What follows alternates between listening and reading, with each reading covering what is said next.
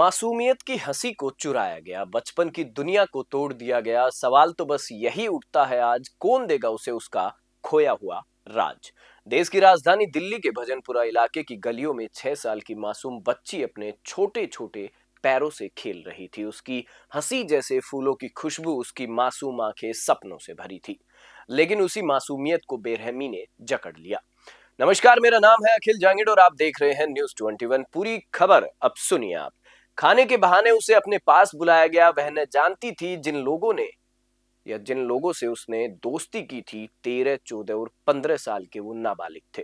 वे उसके लिए खतरा बन सकते हैं। खाने का लालच देकर उसे अपनी ओर बुलाया गया और फिर जिस इमारत में उसे ले जाया गया, वहां मासूमियत की रक्षा का कोई नामो निशान नहीं था। 6 साल की बच्ची जिसे दुनिया देखनी थी, सीखने की, आगे बढ़ने की उम्र थी, उस उम्र में उसके साथ जो दरिंदगी हुई, जो हुआ, वह न सिर्फ इंसानियत को शर्मसार करता है बल्कि समाज की नींद को भी झकझोर देता है। सोचिए, 6 साल की बच्ची जिसे दुनिया में अभी अपने पंख फैलाकर चलना सीखना था, अपने सपनों को लेकर उड़ना था, उसके साथ हुआ वह अपराध जो कपड़े की हद तक मासूमियत को भी शर्मसार कर देता है। ये बच्चे जो खुद नन्हे हैं, कैसे इतने बुरे संस्कार सीख गए कि वे मासूम के साथ ऐसी हरकत कर सके।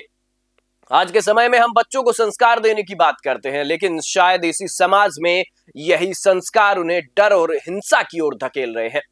अब आगे सुनिए। आपकी घर लौटते ही बच्ची का शरीर थर थर कांप रहा था। उसकी आंखों में डर और सवाल, मैंने क्या किया, मेरा क्या गुनाह था।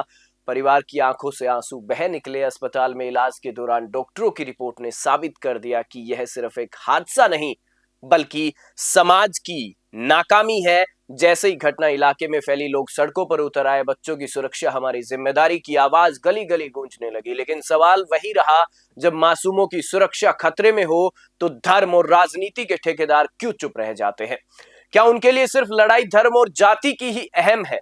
जब लड़कियों के साथ ऐसे अपराध होते हैं तो उनके हिस्से में सिर्फ candle march, social media post और विरोध प्रदर्शन आते हैं, लेकिन न्याय के नाम पर सख्त कानून और कड़ा अमल क्यों नहीं होता है? हम केवल दर्द के चित्र देखते हैं, लेकिन अपराधियों की गिरफ्तारी और सजा के लिए हमारी आवाज कमजोर पड़ जाती है। भजनपुरा की यह खबर, यह कहानी हमें यह सोचने पर मजबूर करती है कि आज के बच्चे जिनके हाथों में कल की दुनिया है, उन्हें कौन सही संस्कार दे रहा है? क्या हम उन्हें सुरक्षित और संवेदनशील बनाने में विफल हो रहे हैं?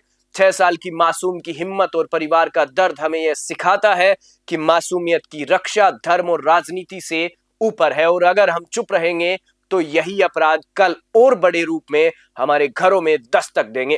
भजनपुरा की यह कहानी सिर्फ एक बच्ची की नहीं है, हमारे समाज की नींद, हमारी जिम्मेदारी और हमारी संवेदनाओं का सवाल है।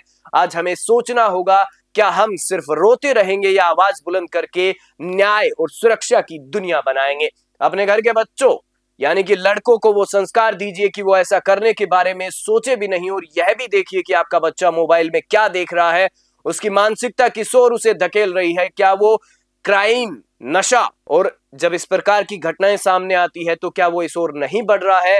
यह आपको देखना जरूरी है। कौन से समाज में जी रहे हैं हम कि जहां इस तरीके की घिनौनी हरकतें बच्चियों के साथ की जाती हैं, बच्ची से लेकर बुजुर्ग महिला तक ये घटनाएं होती हैं।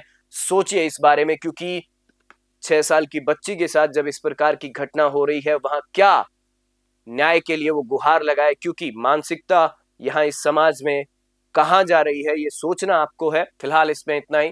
नमस्कार, जय हिंद, जय भारत।